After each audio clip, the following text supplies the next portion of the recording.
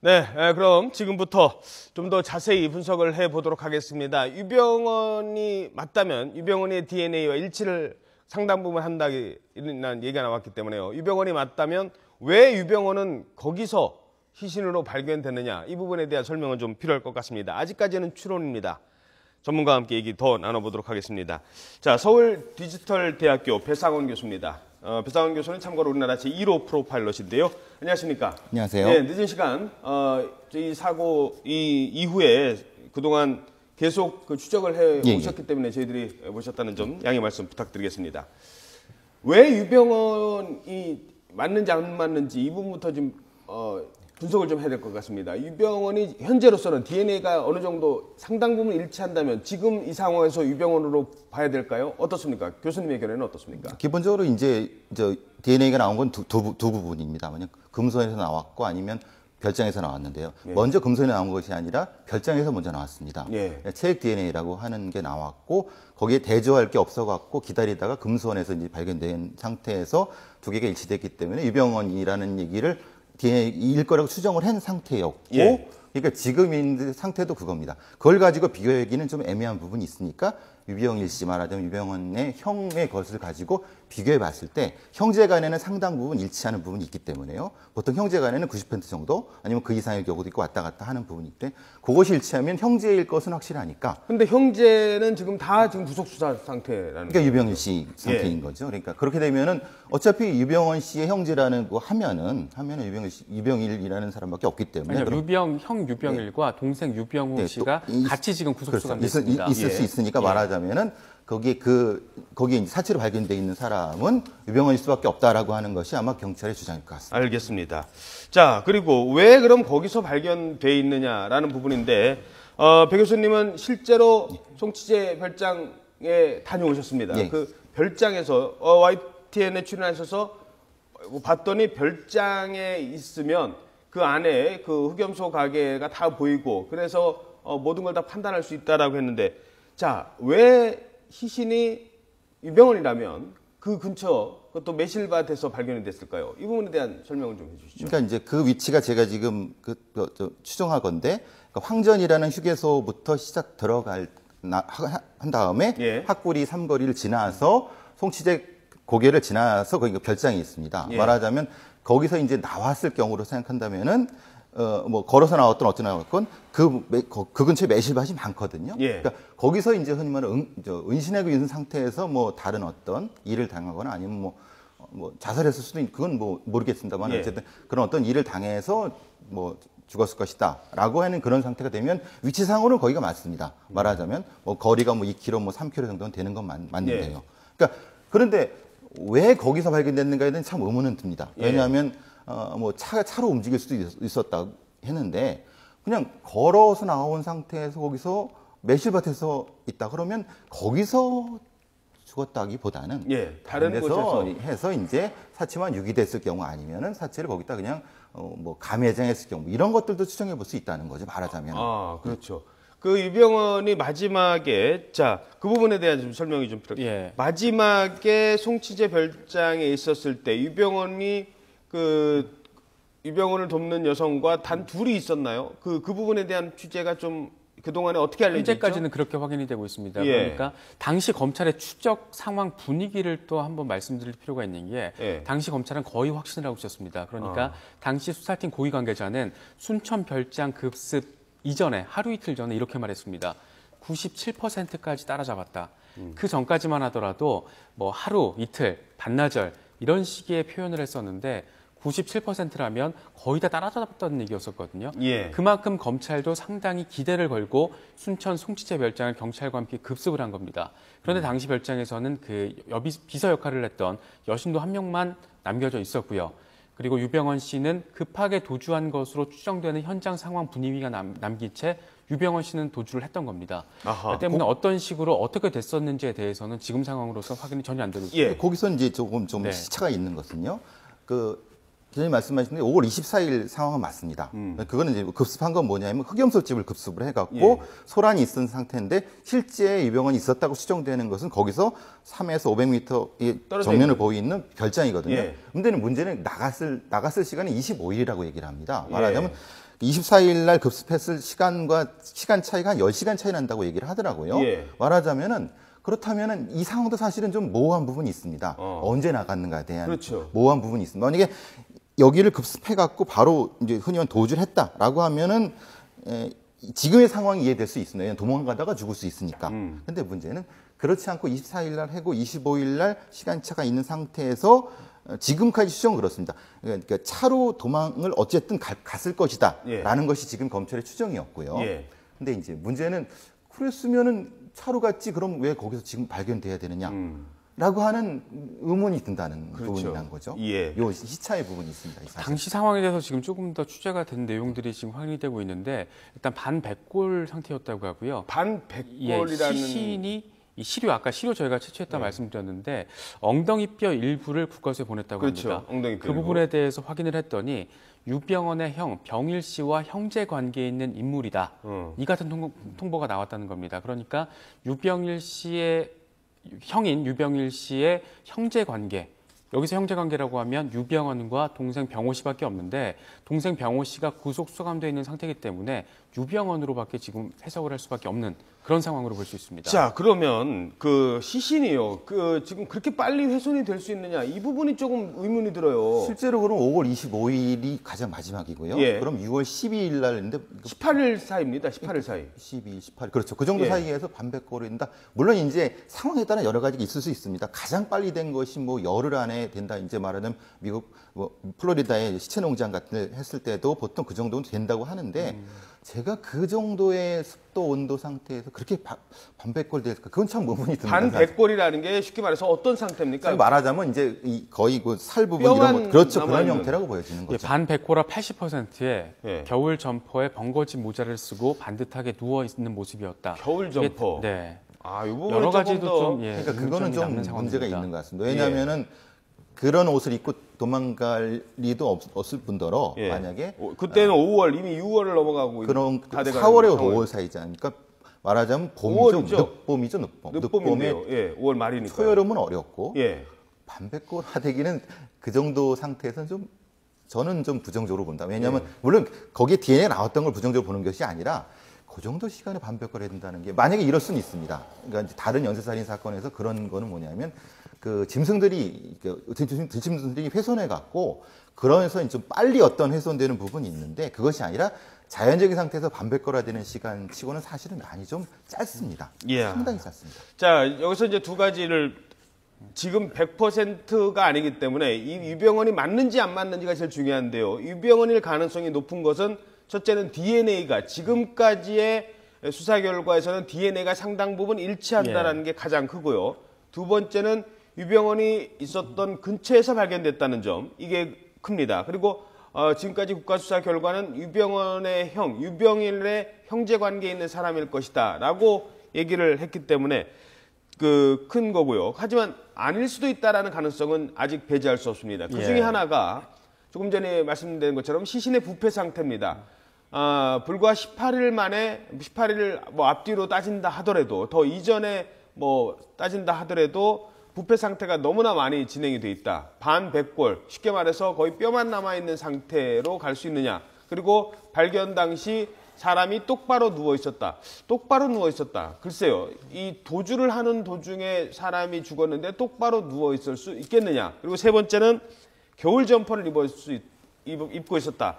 자, 그때 시기가 5월 말인데 겨울 점퍼. 물론 이 밤을 새서 도망을 가야 되기 때문에 겨울 점퍼까지는 그럴 가능성이 있을 수도 있다라고 생각을 합니다. 그리고 시신 주변에 소주와 막걸병이 산재해 있다라는 것은 이 시신이 뭐 자살이든 타살이든 이 숨지기 직전에 뭔가 뭐 본인의 신세 한탄이라든가 뭔가 자살을 직전에 마지막 생각을 하는 시간을 가질 만큼 어느 정도 여유가 있었다라는 건데 경찰, 검찰에 쫓기는 상황에서 이럴 수 있느냐라는 부분이 있습니다. 따라서 지금은 저희들이 단정적으로 말씀드릴 수 없다는 점을 다시 한번 말씀을 드리겠습니다.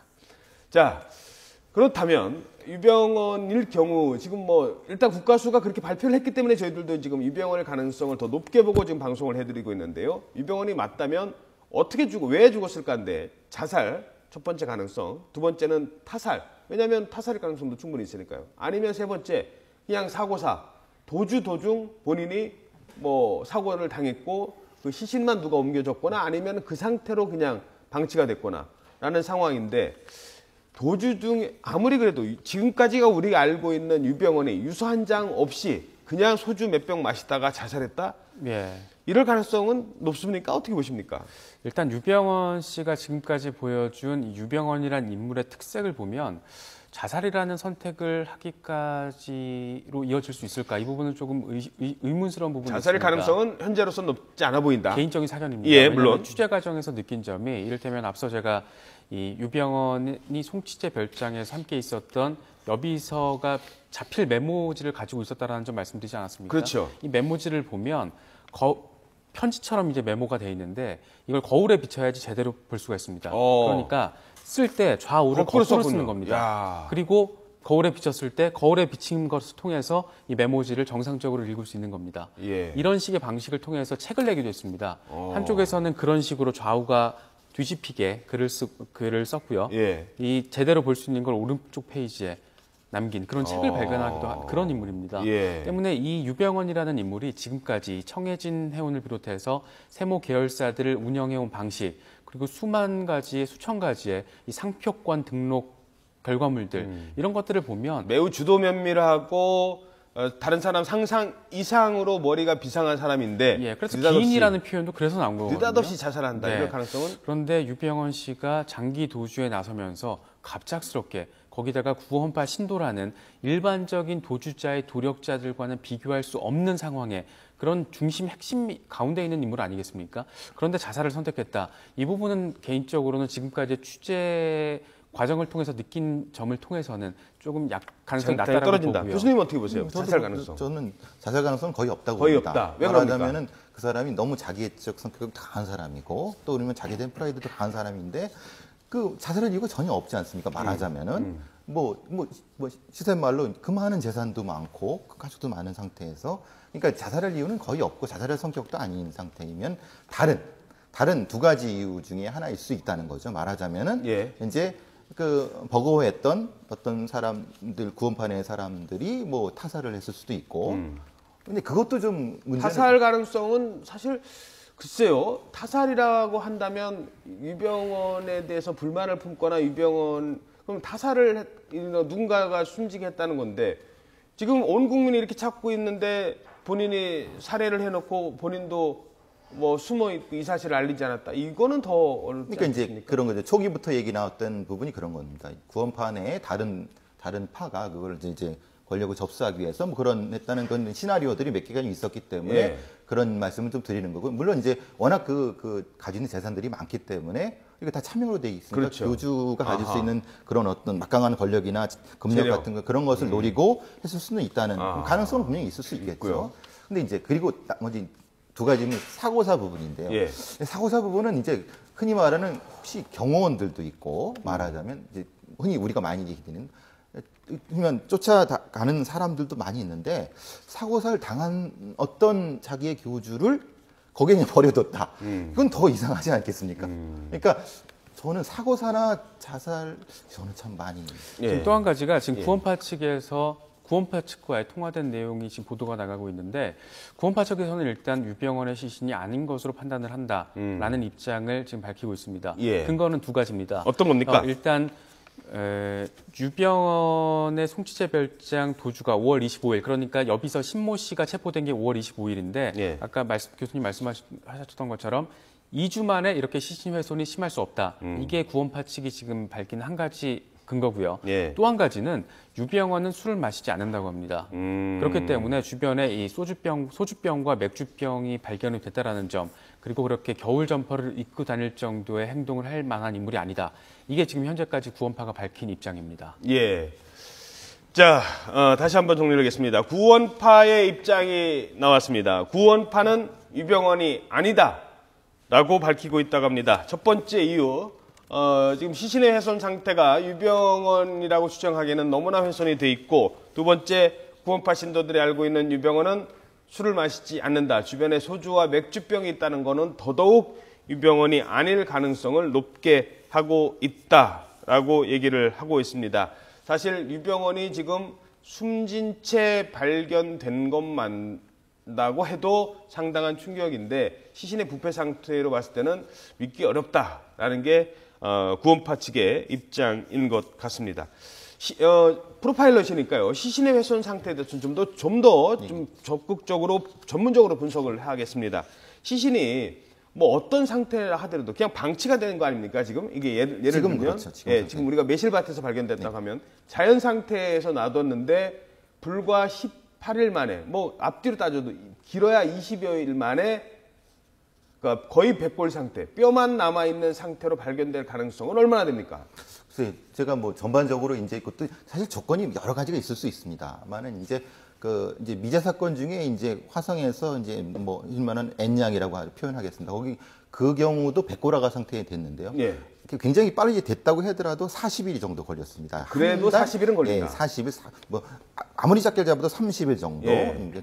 그때도 비슷한 형태인데 였기 때문에, 그러니까 말하자면 보름에서 20일 사이에 반백골화 정도가 되는 부분은 다른 인위적인 요소가 개입되지 않는 자연적인 상태에서라고는 사실은 전 많이 부정적으로 본다고. 일단 첫째 그렇게 되려면 그냥 사망 상태로 방치되기보다는 사망 이후에도 뭔가 인위적인 조치가 있었어야 가능하다. 예를 들면 이런 거죠. 말하자면 만약에 다른 데서 사망한 다음에 말하자면 그 방안이나 이런 데서 예. 좀 더 빨리 부패될 수 있는 조건에서 한 다음에 그 어느 정도까지 된 다음에 유기된 요런 조건들이 있지 않는 상태에서 18일은 좀 무리가 있다는 거죠.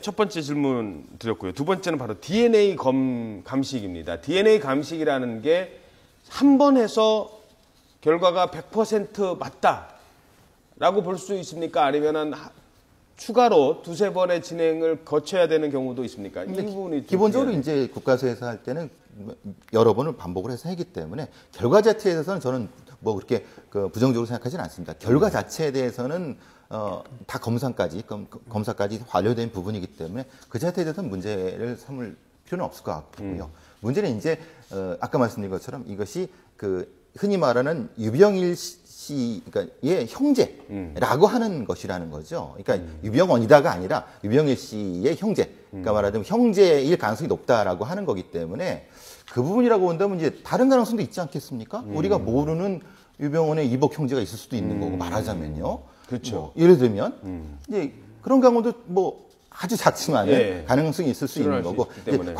과학적인 상태에서는 그렇습니다. 그 DNA 검사 자체는 상당히 정밀하게 진행되기 때문에 그거는 사실은 신뢰를 좀 해야 될 것 같고요. 다른 조건들을 거기서 좀 추정해 볼 수 있는 것 같습니다. 그럼. 예. 자, 그리고 마지막으로 하나 더 이 DNA와 관련해서 지금 앞으로 이제 일단 이승현 기자께 질문 드리죠. 어떻게 더 확인을 할 예정입니까? 이 유병원이 맞는지 아닌지에 대한 확인. 일단 현재 변사체, 6월 12일에 순천에서 발견된 변사체는 순천 장례식장에 현재 안치가 되어 있습니다. 이 시신을 국과수로 옮기게 됩니다. 그러니까 국과수 본원이 있는 원주나 국과수 분원이 있는 서울로 이제 이송을 하게 되는 겁니다. 지금 현재 DNA 감식 결과는 유병원으로 추정되는 변사체의 시신을 직접 감식한 게 아니고요. 예. 시신에서 떼어낸 신체 일부. 엉덩이뼈로 지금 알려져 있는데 예, 엉덩이뼈. 이 뼈를 국과수로 보내서 이 시신에서 체류한 시료를 통해서 그렇죠. 그리고 시신의 상태를 보여주는 사진을 통해서 어떻게 보면은 간접적이라고도 말할 수 있는 상태의 이 DNA 분석 결과를 받은 겁니다. 그렇기 때문에 지금 현재로서는 유병원 시신에 대한 직접적인 분석과 부검이 다시 한번 정밀적으로 진행이 될 거기 때문에 이 감식 결과가 어떻게 나오느냐, 그러니까 유병원의 DNA와 100% 일치한 것으로 나오느냐 여부, 이 감식 결과가 언제 나올지가 가장 중요한 부분인 것 같습니다. 자, 교수님, 이 상태면은 얼마나 더 기다리면 바로 나올 수 있습니까? 근데 이제 바로 나오기 참 애매한 건 그렇습니다. 이제 실질적으로 이제 유병원이라는 사람이 이 DNA가 보관돼 있는 상태가 아니기 때문에요. 예. 그러니까 말하자면은 다른 잠시만요. 유병원의 DNA가 없기 때문에 유병일의 DNA로 검사를 한 걸까요? 아니면 유병원의 DNA를 어디선가 채취를 해서 그거를 비교했을까요? 그 부분은 상당히 저도 개인적으로 가지는 의문점인데 네. 이를테면 순천 송치제 별장이나 금수원에서 유병원의 DNA라고 확보했다는 것이 예. 만에 하나 유병원의 것이 아니라면 이럴 경우에는 지금 직간접적으로 진행된 DNA 검사 결과가 무너질 수도 있는 근거가 토대가 될 수도 있지 않습니까? 지금 상태는 그렇습니다. 이제 발표된 건 그런 앞에 말했던 별장이나 금손에서 한 걸 가지고 그 논란의 여지가 있기 때문에 그거는 안 하고 예. 그것도 그냥 그걸로 발표를 하지 않고 실제로 있는 예. 형제라고 확실하게 되는 유병일 씨의 거를 가지고 비교를 했다는 거죠, 사실은. 예. 그러니까 그거는 확실한 부분이라는 거죠. 만약에 그 순천 별장 걸 가지고 비교했다라고 하면 이제 논란의 또 여지가 있을 수 있다는 거죠. 그건 뭐 거기 있었다는 거는 신도들밖에 증언되지 예. 않고 CCTV도 없는 상태이기 때문에 지문도 안 나왔기 때문에 논란을 차단하기 위해서 유병일 씨 것 같고 비교해갖고 이건 형제의 것이 맞다라고 하는 것은 나왔다는 거죠. 그렇죠. 그렇다면 그게 유병원일 가능성은 크지만 그렇지 않을 가능성도 남아 있는 것입니다. 자, 그러면 지금 상황 현장에 나가는 취재기를 연결하겠습니다. 유병원 씨로 추정되는 시신이 발견됐는데 이 장례식장에 이 시신이 있습니다. 취재기자를 연결해서 그곳 상황 어떤지 자세히 들어보도록 하겠습니다. 자, 김범한 기자, 지금 그곳 상황은 어떻습니까? 네, 전남 순천입니다. 제가 지금 나와 있는 곳은 정해진 해운의 실소유주로 알려진 유병원 회장의 것으로 보이는 시신이 안치되어 있는 순천 장례식장입니다. 유병원 회장의 것으로 보이는 시신이 발견된 것은 지난달 12일이었습니다. 전남 순천시 서면어에 있는 학구 삼거리 부근 매실밭이었는데요. 이 학구 삼거리는 유병원이 마지막으로 은신했던 것으로 확인된 순천 송치대 별장에서 2-3km 정도 떨어져 있습니다. 2-3km 정도 순천 쪽으로 내려오다 보면 학구 삼거리가 있는데 이 삼거리에서 승주 쪽으로 100m 정도 가다 보면 면허시험장이 있다고 합니다. 이 면허시험장 뒤쪽 매실밭에서 유병원 회장의 것으로 보이는 시신이 발견됐습니다. 수사당국은 이 시신의 DNA를 국립과학수사연구원에 정밀 분석을 의뢰한 결과 대부분 일치한다는 결과를 통보받았다고 밝혔습니다.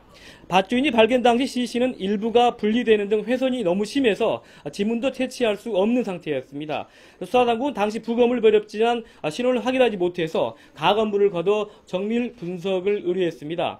수사당국은 발견된 시신이 유병원이 맞는지를 거듭 확인하기 위해 서울국립과학수사연구원 본원에서 다시 정밀 부검과 분석을 하기로 했습니다. 이를 위해 현재 순천 장례식장에 안치되어 있는 시신은 오늘 중으로 서울로 옮겨질 예정입니다. 검찰이 순천 송치대 부근 별장에서 유병원을 놓쳤다고 밝힌 것은 지난 5월 25일 일요일 새벽이었습니다. 이후 당일 오후 4시쯤 순천경찰서에 비상 대기를 요청했고 이 일대에 대한 집중 수색이 시작됐습니다. 유병원 회장의 것으로 보이는 시신은 이후 18일 만인 지난달 12일 발견됐는데 당시 기온이 높고 비가 많이 내린 데다 지열도 있어서 부패가 빨리 진행된 것으로 수사당국은 보고 있습니다. 유병원이 마지막으로 은신했던 것으로 확인된 송치대 별장과 시신 발견 장소는 직선거리로 보면 2-3km 정도밖에 떨어져 있지 않습니다. 전남 순천경찰서는 오늘 오전 9시에 유병원 회장의 것으로 보이는 시신 발견과 관련한 공식 브리핑을 열 예정입니다. 지금까지 전남 순천 장례식장에서 YTN 김범환입니다. 네, 그럼 계속해서 유병원으로 추정되는 변사체가 발견됐다는 소식 계속 전해드리겠습니다. 교수님, 근데 지금 한 가지 제가 의심이 되는 게요. 지금 오늘이 7월 중순도 넘었습니다. 7월 20일이 지났는데 6월 12일이었잖아요. 예. 시신이 발견된 게 6월 12일이었는데 6월 10일, 지금부터 한 달 전에 발견된 시신이 이제 와서 유병원인 것 같다. 아니, 그 부분에 대한 좀 설명은 있어야 될 것 같아요. 이거 왜, 아니, DNA 검사하는데 한 달 이상 걸리진 않지 않습니까? 시료 갖고 채취하는 데는 뭐 일주일이면 충분히 가능할 것 같은데, 그럼 지금까지 검찰은 DNA 시료 채취 안 하고 있다가 갑자기 한 건지, 시신은 이미 발견이 됐는데, 시신은 6월 10일 날 발견된 게 유병원이 맞다라는 걸 알기까지는 너무 많은 시간이 좀 걸렸다는 부분이죠. 이 부분에 대해서 어떻게 생각하십니까? 그러니까 이제 시골 같은 데 가면은 이제 그렇게 이런 변사들이 종종 있습니다. 예. 그러니까 말하자면 무용고자로 이제 돌아가신 분들이 있어 갖고 그런 걸 처리할 때는 이제 처리하는 절차가 있죠. 바로 그걸 DNA로 처리하는 것이 아니라 아하. 이제 시간 절차가 좀 걸립니다. 자체적으로. 그러니까 이제 사실 지금 요즘 그 다른 일 때문에 워낙 많이 그 바쁜 분들이 예. 그렇기 때문에 시간이 좀 걸린 건 확실한 것 같은데 그래도 그 순천에서 발견된 사체라고 하면은 좀 더 좀 주의를 기울여서야 된다고 봅니다. 그 부분은 그러니까 제가 지금 말씀드리신 바로 그 부분은 뭐냐면요. 검찰도 지금 발견된 이 변사체가 설마 유병헌이겠느냐라고 생각을 했다는 겁니다. 만약에 유병헌이라고 생각을 했으면 그 부분에 집중을 해서 시간을 더 앞당겨서 조사를 하고 검사 결과도 기다리고 있었을 텐데 유병헌을 그 잡기 위해서 순천 일대를 다 뒤지고 있는데 시신이 하나 발견이 된 거예요. 네. 6월 12일 날. 근데 워낙 부패 상태도 심하고 유병헌이 아닐 가능성이 크다. 예. 그렇지만 그래도 누군지는 그래도 알아야 되니까 DNA 검사라도 해서 신원을 파악을 하자. 근데 DNA 검사로 이 사람 대조하고 저 사람 대조를 하다가 혹시 유병일이라고 해서 DNA를 맞춰봤더니 이게 맞았다라는 거예요. 그러면 검찰은 지금까지 이 시신이 유병헌일 가능성에 대해서는 거의 배제를 하고 그냥 참고만 할 정도였으니까 시신 발견된 이후에 40일 이후에 지금 이 사실을 알게 된 거 아니겠습니까? 검찰 쪽에서는 일단 경찰 쪽에 보고를 받은 상황이다. 이 정도로만 지금 어느 정도의 입장을 밝히고 있습니다. 예. 그러니까 검찰이 직접적으로 수사 지휘를 해서 이 변사체에 대해서 자세히 알아봐라 이렇게 한 게 아니라 경찰 자체적으로 변사체를 발견을 했고 이 변사체를 앞서 교수님께서 말씀하신 것처럼 여러 가지 연고지 등을 무연고 따져보는 시신이기 때문에. 네, 예. 그 정도의 작업을 벌이는데 상당한 시간이 걸린 것 같고요. 예. 결과적으로 신원을 확인하기 위한 DNA 가검 분석을 한 거 아니겠습니까? 그렇죠. 여기서 유병일의 형제와 일치할 수 있다. 이렇게 나와버리니까 검찰 입장에서도 지금 상당히 조심스러운 분위기는 분명해 보입니다. 다만 이 지금 현재까지의 추적 작업이 검찰과 경찰의 총력전이라는 수식어로 설명이 되지만 사실상 이 검찰 같은 경우에는 유병헌, 경찰 같은 경우에는 유대균 이렇게 조금 더 비중을 두고 지금 추적 작업을 벌여왔거든요. 그렇죠. 예, 이 때문에 경찰과 검찰의 추적이 100% 일사불란하게 100% 정보가 공유가 돼서 한꺼번에 잘 진행이 되고 있다. 이런 분위기는 분명히 아니었거든요. 때문에 예. 이런 부분을 고려를 하면 지금 이런 불필요하게끔 느껴지는 시간 이게 생각을 해볼 수 알겠습니다. 있습니다. 지금 화면에는 이 시각 현재 순천 장례식장의 모습이 나오고 있습니다. 이 순천 장례식장에 보관된 유병헌으로 추정되는 시신은 오늘 옮겨질 것으로 국가수로 번원 등으로 옮겨질 것으로 아니면 서울 국가수 분원으로 옮겨질 것으로 예상이 됩니다. 자, 지금 제가 말씀드렸던 부분 왜 6월 12일 날 발견된 시신을 지금 7월 22일이 돼서야 유병헌인 것 같다라고 알 수 있느냐는 부분에 대해서는 어떻게 보십니까? 이제 기본적으로 이제 경찰은 이제 절차대로 한 부분이 있는데 저도 그냥 아쉬운 부분이 그렇다는 거죠. 어쨌든 그런 것은 좀 주의를 기울여서 되는 건 맞는 것 같고요. 그리고 이제 경찰에서는 무연고자 처리 방식대로 이제 처리를 한 것 같습니다. 그런 면에서는 그러니까 이제 근데 그 검찰이든 경찰이든 그랬겠죠. 설마 아까 그거 말씀하신 것처럼 설마 그 사람이 왜냐면 사실 외모적으로 봐도 그러니까 뭐 두툼 겨울잠팔이 있고 키가 160도 안 되기 때문에 알 수 있거든요. 그 상태고 또 뭐 소주병 있고 이러면 이거는 누가 봐도 이건 사실은 아니라고 봐야 되는 거죠. 그러니까 이제 무용고자 상태로 그냥 쭉 간 거죠. 근데 이제 혹시나 하고 이제 프린트를 비교해 보니까 지금 상태가 나타난 거라고 보여집니다. DNA 검사라는 게 어떻게 하는 겁니까? 이 한 사람의 DNA와 이 사람 거를 갖다 놓고 비교를 해야 이게 일치 여부를 아는 건지 아니면은 그냥 쭉 하다 그 하나하나의 어떤 통계 수치를 가지고 나와서 나중에 검사를 해도 얼마든지 알 수 있는 건지. 이제 기본적으로 이제 어떤 사람의 DNA는 이제 프린트가 있습니다. 그러니까 이제 핑거 프린트처럼 이게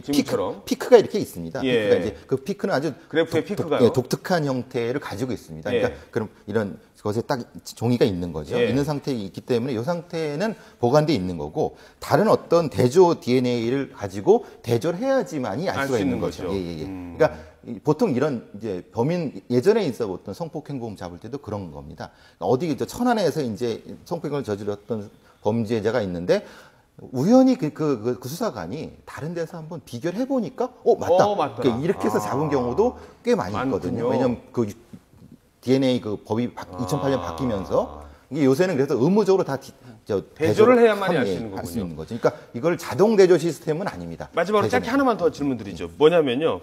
과거 우리가 사람이 DNA가 거의 맞다라고 했는데도 아닐 가능성. 그러니까 이게 만약 유병헌이 이것도 만약에 도피 행각의 작전 중에 하나다라고 한다면 그 중국에 도피했다가 죽은 줄 알았던 조이팔 사건도 있었지 않습니까? DNA가 맞다라고 해도 의심할 부분이 있습니까? 유병원이 아닌 점에 대해서 어떻습니까? 이게 DNA 시료를 채취한 부분, 예. 어느 데서 채취했느냐, 그리고 DNA 거기서 오염이 없었느냐, 이런 부분들이 다 철저히 검사가 돼야 되는 부분이고요. 그러니까 사실 이 과학적 검사라는 것도 사실은 뭐 100%는 없습니다. 사실은 99.99 정도인데 그 부분을 생각한다면은 좀 걱정되는 건 그겁니다. 워낙 이 조이팔 사건에 대한 경험치가 있는 유병원이라는 사람이 만약에 혹시라도 이렇게 했다면은 사실은 참 난감한 부분이 될 겁니다. 그런 면에서는. 예, 그러니까 지금 뭐 최악의 경우는 이미 유병원은 해외에 도피해 있거나 완전히 찾을 수 없는 곳에 가 있고 그렇다 하더라도 더 이상 이 사건을 어떻게든 자기를 못 찾게 종결시키려면 어느 변사체를 마치 자기인 것 양 교체를 하거나 거짓말을 칠 작전은 유병원 측 입장에서 작전입니다. 그런 작전을 세울 가능성도 남아 있었던 충분히 부분이죠. 그럴 수 있는 능력도 있는 사람이라고 저는 보여집니다. 알겠습니다. 네, 일단 잠시 뒤에 다시 전해드리도록 하고요. 유병원으로 추정되는 변사체가 발견이 됐다. 그리고 오늘 경찰이 조만간 이 지금까지의 수사 브리핑을 할 예정이다. 그리고 조만간 이 내용이 확인이 될 것 같다라는 소식까지 전해드렸습니다. 100%는 아닙니다만 현재까지 추정 그리고 경찰의 수사 결과로는 유병원일 가능성이 높다라는 점만 말씀드릴 수 있겠습니다. 자,